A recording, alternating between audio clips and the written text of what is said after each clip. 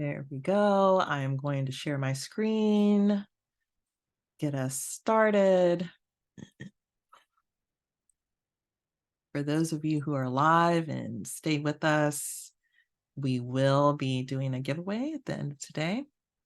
All right, so this is our January 2024 webinar, and you are here with Both and Partners. I am Dr. Deetra Hawkins. I live in Atlanta. And I am super excited that you're here in this very short period of time.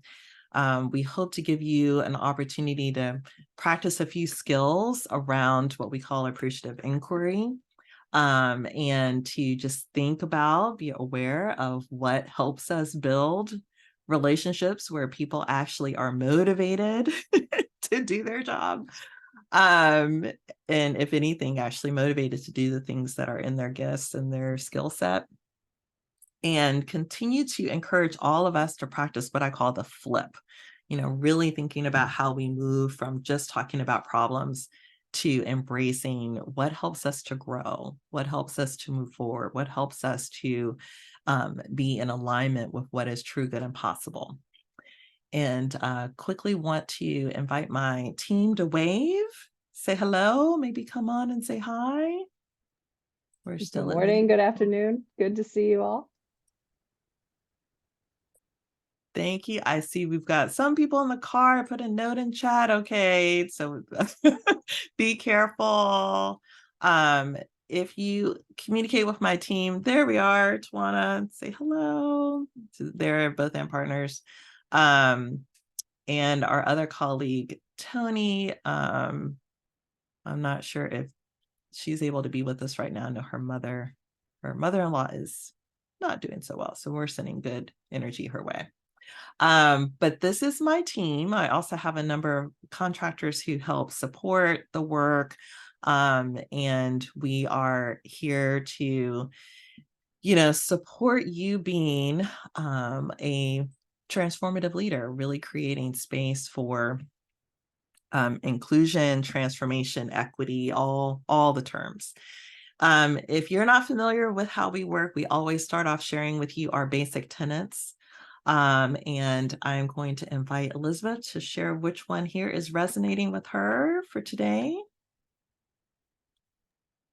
Yeah, thanks so much, Dr. Deetra.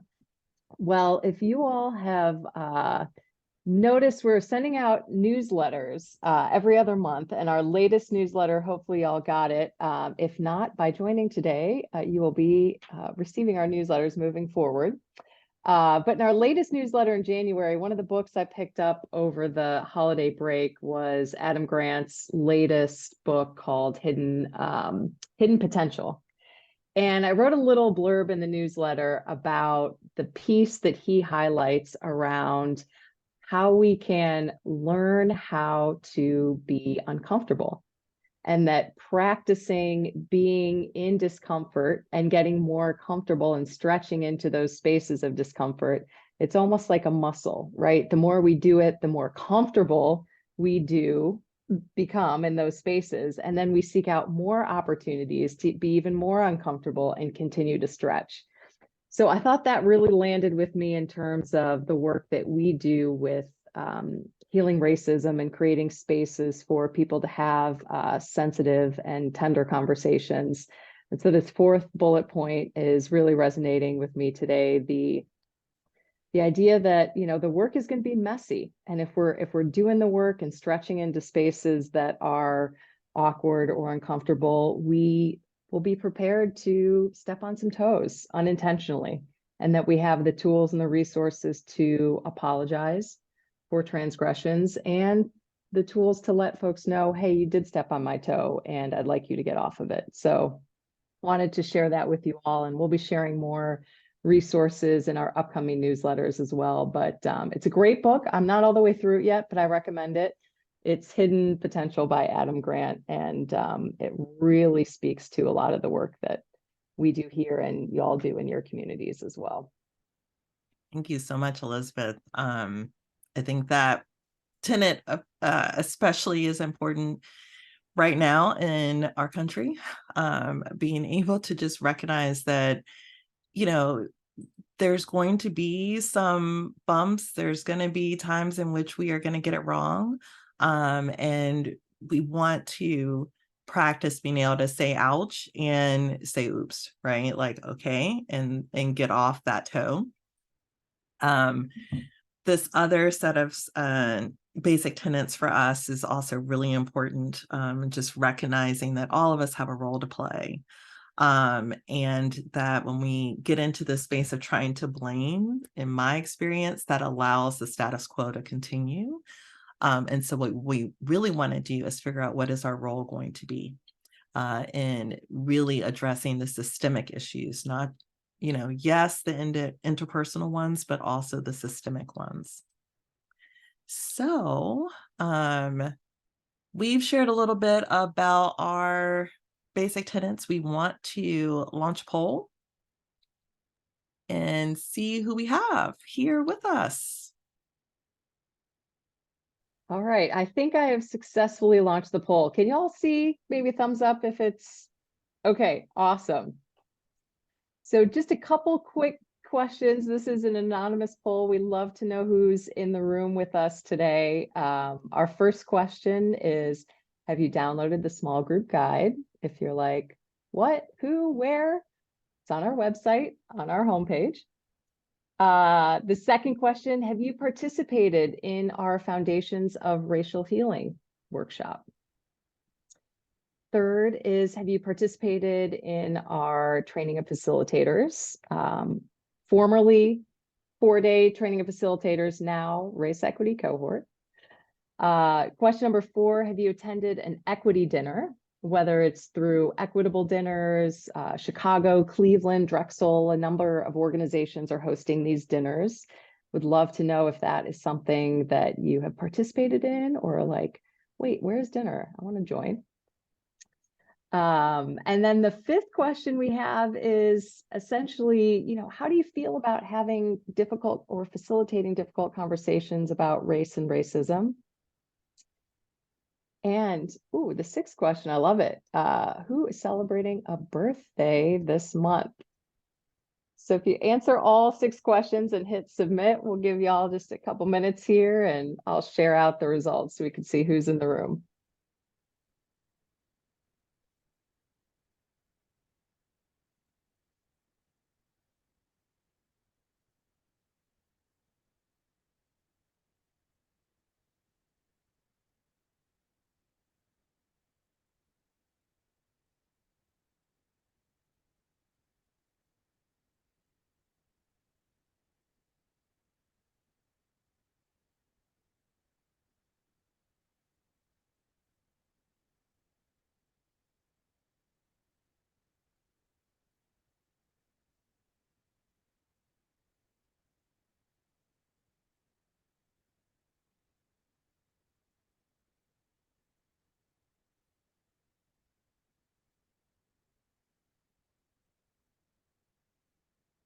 Is it giving you all the option to answer the questions and hit submit?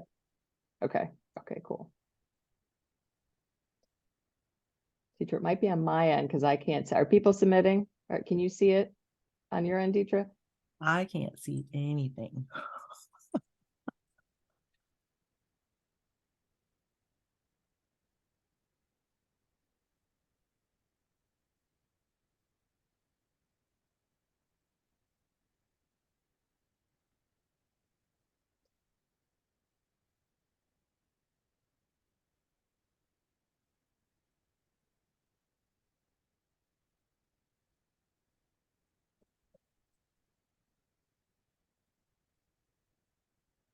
Has anyone been able to hit submit?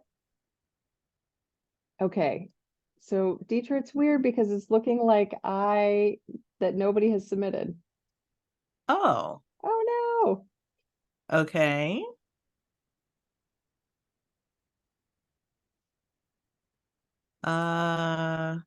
Let's see. I'm not sure. I'd hate to relaunch it. Tawana, can you see the numbers on your end? You might have to walk us through the poll.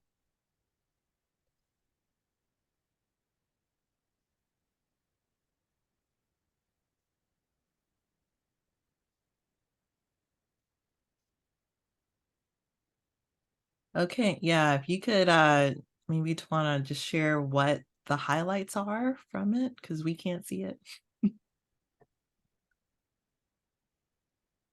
Hello, can you hear me okay? Yes. Alrighty. So on my end, I'm seeing for responses to have you downloaded the small group guide, about 26% of you said yes, and about 74% said no, what guide? Awesome. And then for have you participated in the foundations course? Uh, quite a few of you have, about 30% have, and about 70% have not. Have you participated in the training of facilitators? About 29% of you have, and about 71% said you have not. And let's see. Have you attended an equity dinner? So about 17% of you have attended many of them. About 11% have attended only one. About 65% of you said you haven't attended any yet. And then about 11% are interested in signing up for one. So that is great. And then for number 5, I feel blank to facilitate conversations about race and racism. About 11% of you said you feel competent. About 70% said you're learning. About 4% of you are uneasy. About 4% are hesitant. 9% feel ready. And about 9% feel not sure. And then finally, we are celebrating about 3 birthdays this month. So about 7% of you. And most of you, I guess, have birthdays in other months. So Well, we love knowing who's here celebrating a birthday. This is my dad's birthday month. And I just, as we think about that and our timing, so happy birthday if it's today, tomorrow, sometime this month. Um, and it's great to know that there's people showing up and are interested in maybe learning some of these skills. So, that is so cool. Thank you for that. And thank you, Tawana, for helping us. Um, we work with our technology as best we can as we do these pieces. So, one of the things that we like to start off doing is supporting you in this practice, right? Having these conversations.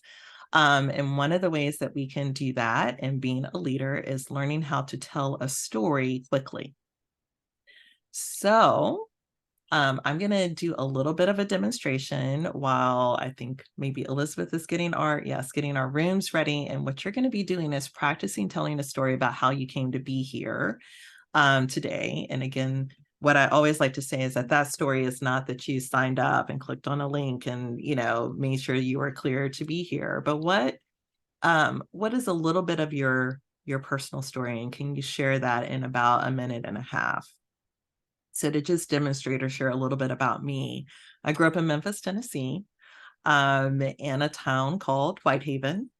And for many years, people wanted to change it from Whitehaven to Blackhaven because white people didn't really live there anymore. And because we had forgotten that Mr. White, who was a black man, had donated that land to the town to even be what it was. And so this history, that legacy has always been with me. And I also went to school in Germantown, so that says something else, right, to you. And there were kids in the playground who looked like me, but in my classrooms were often not with me.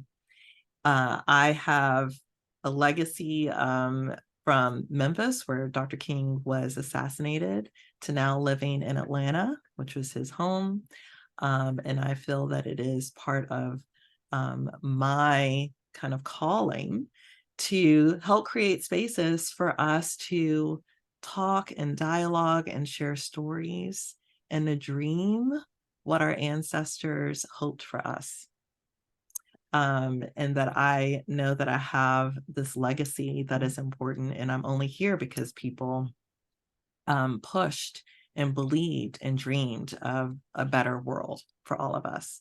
So I'm here because I think that it's important to do that. I want to encourage you to practice sharing just a little bit of your story, what's brought you here maybe today. And then we're going to come back. And part of all of that is also how you learn to lead. Okay. So Elizabeth, what's our timing going to be? Got about 3 folks per room, so about 5-6 minutes. Great. So you can use your phone to do the timing. We'll see you back in about 6 minutes.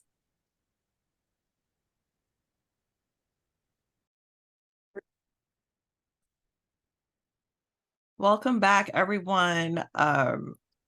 That was fun. I know it's a way to get started that you're like, oh, what? I had to go talk to people. So we like to do what's called a gratitude waterfall. So what I'd like to invite you to do is just put a word or two in the chat. That, anything that came up, just a bit of gratitude in the chat for that conversation. And then I'm going to do a countdown for us all to send it. All right. So let's each take like 30 seconds to write something, in the chat. And well, we're already sending it. So I'm going to count down now. 3, 2, and 1. So we're just saying love all of it, right? Oh, wow. Wonderful things. Look at that. This is what I love, just seeing all of these pieces: humbling, journey, learning, hearing about others, kindness, inspired, empathy, transformative, support, kindness, strength, change, spirit, commitment, joyful. So to thank you for that. Thank you for that moment. Thank you for leaning in and sharing those stories. And also, as you think about being a leader, one of the things that sometimes we can do is we can make it about us instead of making it about others. And so one of the first things I wanted to do was make sure you had a chance to connect with others instead of it just being about us, and that we have to practice telling our stories. Okay. Am I sharing my screen? Not yet. I'm glad I asked, because I'm sitting here thinking you're seeing my screen. So we build from what we call the Both and Partners framework, and wanted to share just a little bit of this as we're getting started, because the goal here, not just in terms of being transformative and transactional, is about how to be an appreciative leader, and especially how to be a leader in which you're engaging your community. Your community could be lots of different people. That could be stakeholders out in the community. That could be the people who work for you. That could be the people you serve. So we had to, take time to define what we mean by community. And I wanted to share with you how our framework works, because a lot of folks come to us who are trying to create policies, right? Who are trying to do assessments or get really good data up here, who are thinking about, do I have the resources? And often we think of resources only as information and not also our time. And what we also find is that these are all really good things. And if you get a chance to work with me in any way, you will know that I am a psychologist. I actually like research. I like data, but I want to have good data. And I want us to have asked the right questions. And so in our framework, what we're talking about is helping you, especially today, start off over here with asking those appreciative questions, and that when we work with groups, then we want to make sure that everybody has the foundation to be able to talk to each other and have courageous conversations, so that you have both the language and the experience of being brave in these conversations, and then having the skills to facilitate. That leadership is really about facilitating people being at their best, doing their job, right?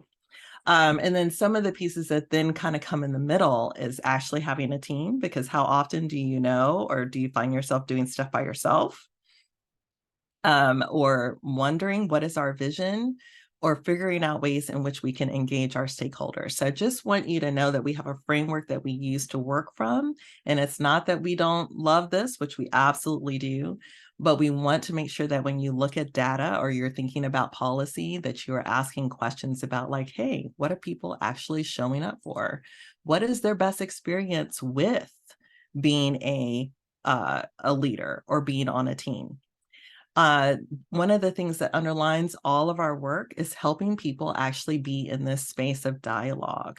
And so, you know, are we looking to create cooperation or are we looking to create competition?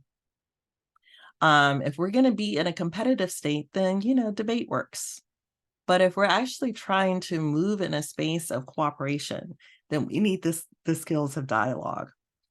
This is also another representation of that. And so if you find yourself trying to win or be convincing, then you want to use the skills of debate.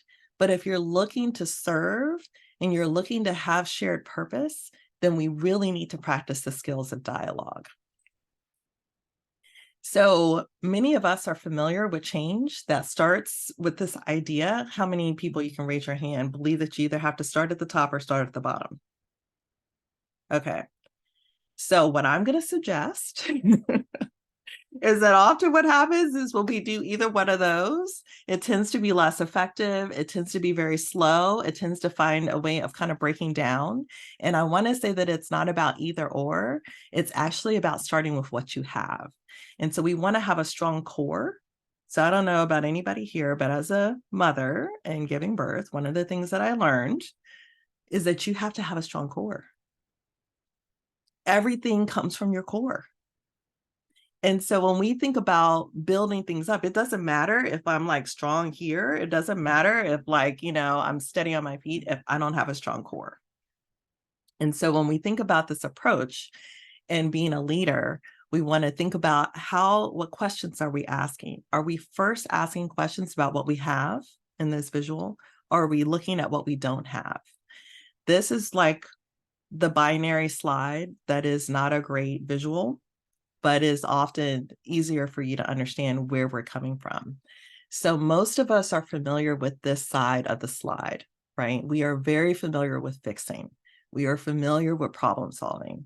We may not be as familiar with how to embrace, which is what our leaders, we want them to be able to do, because the people who are following you want to be heard and believed, right? They want to contribute in a meaningful way. And one of the ways that we can do that is to shift the kinds of questions that we ask first. So what is it that people really care about? Or what is our real goal here, for example? What do you think could happen? Have some imagination, do some dreaming, right? What do you think we should do? What should we do first? What would be a good follow-up? Just learning to ask some of these questions is one of the skills of being a transformative leader. The other thing that we can do is learn to scan for what is true, good, and possible. So what I want to highlight with that from an appreciative lens is that what we focus on is going to expand. So if we are a transactional leader, we're often looking at how to get things done. And this is not at all to say that we don't need the transaction. It is also saying, though, that to be transformative, we want to actually motivate people to do things. This is how I see us helping ourselves not burn out. Anybody worried about burnout? Anybody worried about their teams burning out? That is an overemphasis on transaction. We actually need to ask some different kinds of questions, learn how to do supervision, learn how to give feedback in a way that helps to motivate people to be in their best self. So Elizabeth is going to, or might already have done so, downloaded our handout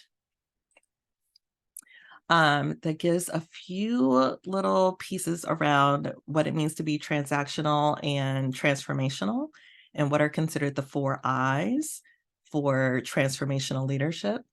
And so we like to get you back into another breakout in which I'm inviting you to share from that handout what style is familiar to you, especially in that transformational side, because there's different kind of components related to that, okay? Is everyone able to see the handout?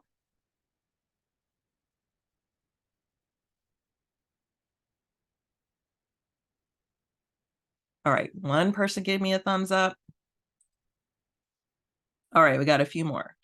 So help each other out when we go into the breakout rooms and just share a story about which style is familiar to you. Now, like before, before we do that, I'll share a quick story. So I had a supervisor when I was first getting into the field. And one of the things he used to say to us, first order of business, who's buying and who's flying? That meant who was going to help us get lunch and who was going to help us go pick it up. And I learned from his leadership how important it was that we plan to take a break, that there was intentional time of actually stopping to eat and building that into our day. And that was the first order of business every single day. For me, that was like a breath of fresh air. And it's one of the things that I've brought into our work, that we take breaks, that we recognize how important it is to encourage that self-care as a whole team. And that we're not just sort of expecting people to work all day and work all night, right? So I share that as just an example of what's familiar to me, because I was definitely inspired.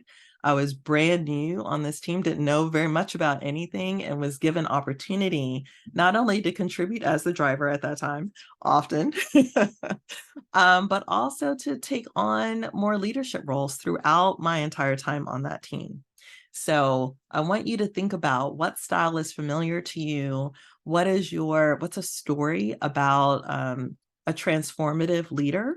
Maybe either how you've been kind of stepping into that role or an experience you've had with someone else. Elizabeth, are we ready? All right, see you back in about 6 minutes.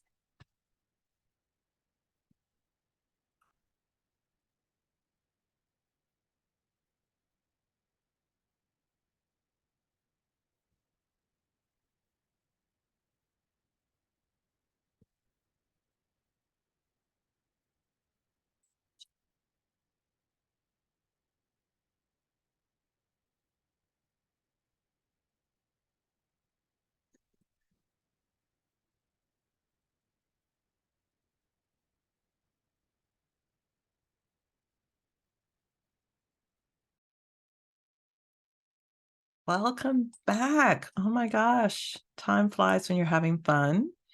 So I would love if we could again use the chat to share any gems that we might have picked up in those conversations. Excuse me, Dr. Deidre. I Yes. don't see my chat. Oh no.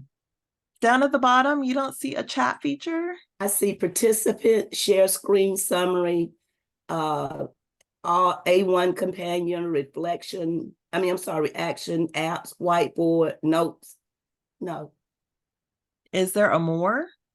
yeah. And I clicked on more and it says, it says show chat. It's got a check mark by it, Okay. but I don't see chat. So it says show chat, and if you click on that, does it get you there? Look right above show chat and it should say chat, or you can hit Alt H and it will bring up the chat room. Ooh, see, Okay. we have wisdom in the room. Alt 8. Thank you. Let me see. Alt 8. And it did nothing for me. H, the letter H like Oh, Harry. Alt 8. Alt H. And it did nothing for me. If you're on a phone, it may not.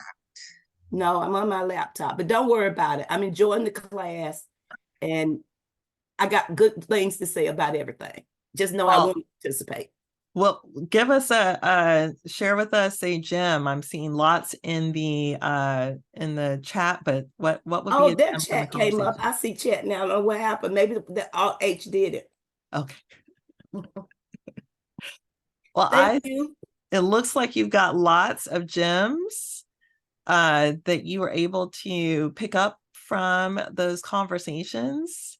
And I'm just going to highlight on a couple that I'm noticing, like right trust, taking breaks, the empowerment, compassion is so empowering, definitely. Doing the internal work. Oh, yes. Practice what you preach. So important.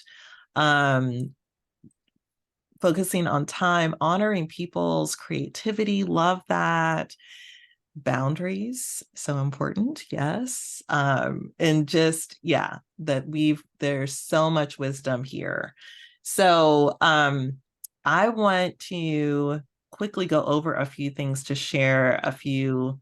Let me see if I can get that to work correctly. There we go. And also key the team up to run our giveaway in just a moment. So when we think about transformational change, I'm often asked, is appreciative inquiry, is this approach, useful for everything? And so what I want you to know is that it may not be. So if we are only thinking about sort of traditional change strategies, then we're going to maintain the status quo. So that probably won't be a way in which you're using this more transformative way of operating. If we're just in transition, that might not be what we're looking for.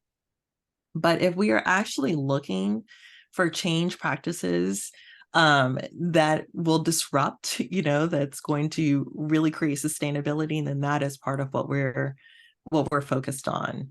And so I wanted to just break down again, from the handout, when we think about transformational leadership, what are some of the different things that we can be doing?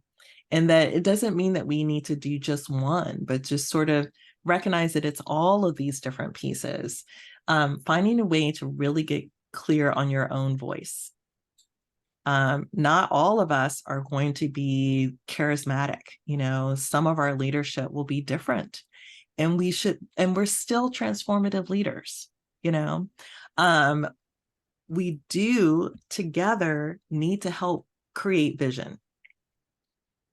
And I know that can be scary for some people, but in this work, ask yourself questions, those appreciative questions.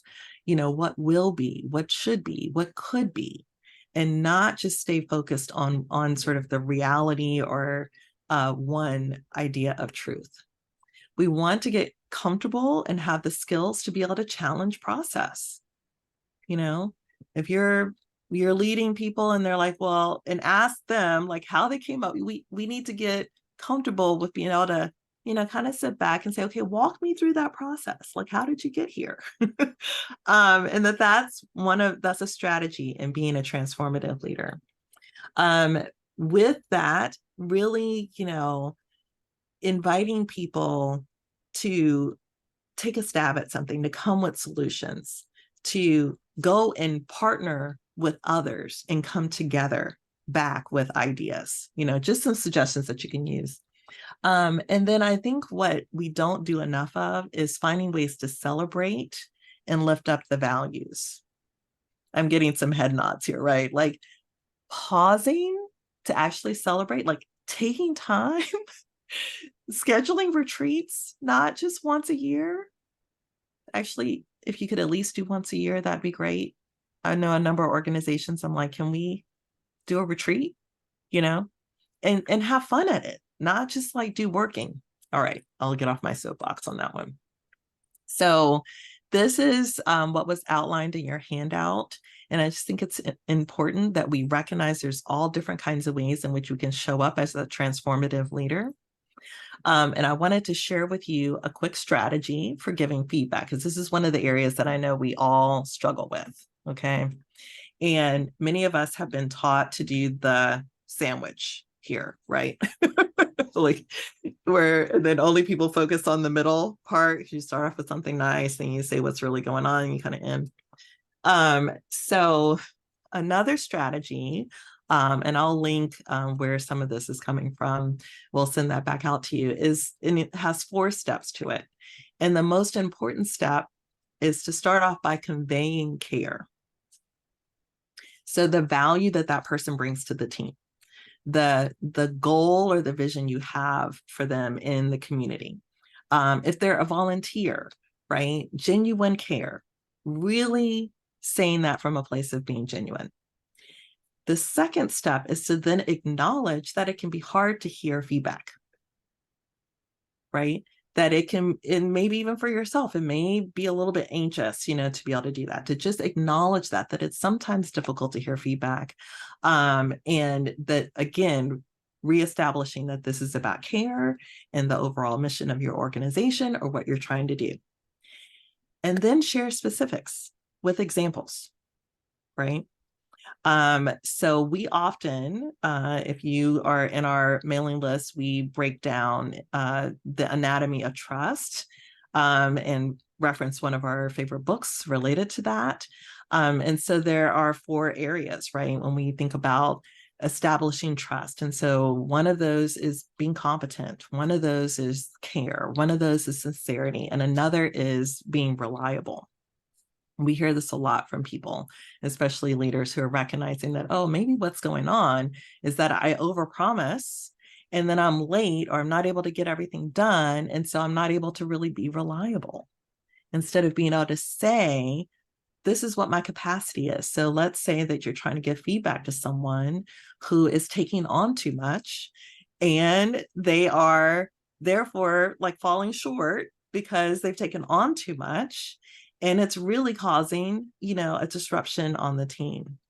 So it's out of care. You're recognizing this as a strength and you're giving specifics about where the disruption is taking place. And then you want to offer a plan for how you can measure feedback. And that could be looking at what are the things that need to be done over the next week, how we can work on a strategy, what their ideas are related to that, just taking that as an example, and following back up with when we're going to meet and how we're going to follow through with that.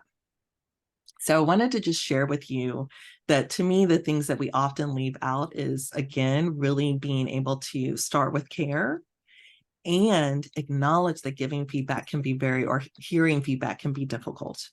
And then you doing the hard work of really making sure that you have specifics and it's not just a story that maybe you're telling yourself and that it's not sort of a general feeling that you're having, but actually how you see the behaviors that are showing up, that's part of what we want to be able to do. And that this is going to help us move from being like problem focused and like you and what's not happening to growth focused, because you really want to see this individual flourish, and oftentimes we don't always establish it that way. Okay, so I feel like we might be right on time. Yes, we are. We only have a few minutes left. So we want to do a giveaway.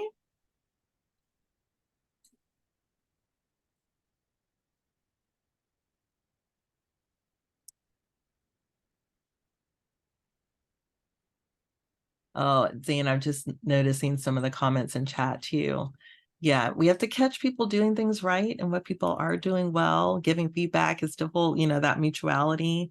Some of my examples of really good leadership that I've seen from others is when they ask for feedback as leaders first before they're giving feedback to others, that they open that up. All right, are we set to do the giveaway? Okay. I'm ready.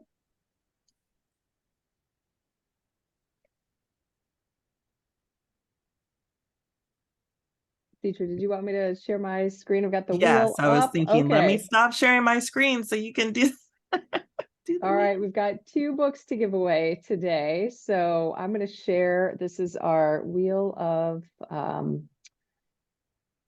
names, also known as Wheel of Fortune. So we have everybody who registered. So I hope you're here. You have to be here to win. Let's see.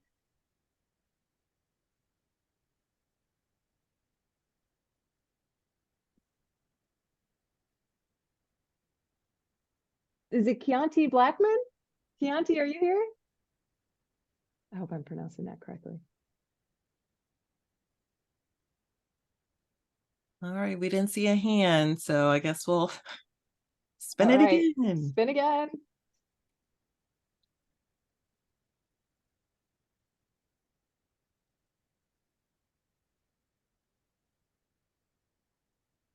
Mona? Yes, I'm here. Yay, Mona, we have the 4 pivots for you. Awesome. Have you read that Oh, book? thank you. I have not, no. Oh, fantastic. Oh, Okay. cool. Yay, Mona, Yay, 4 thank pivots for you. you. And we have one more book to give away. Let me spin the wheel one more time.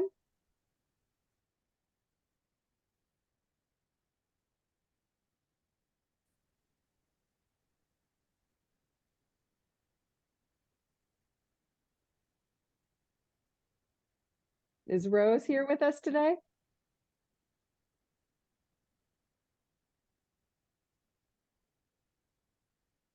Okay, one more spin. Another chance.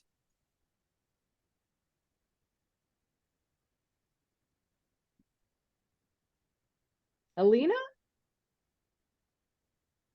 Yes, I'm here. Yay! Alina, have you read So You Want to Talk About Race?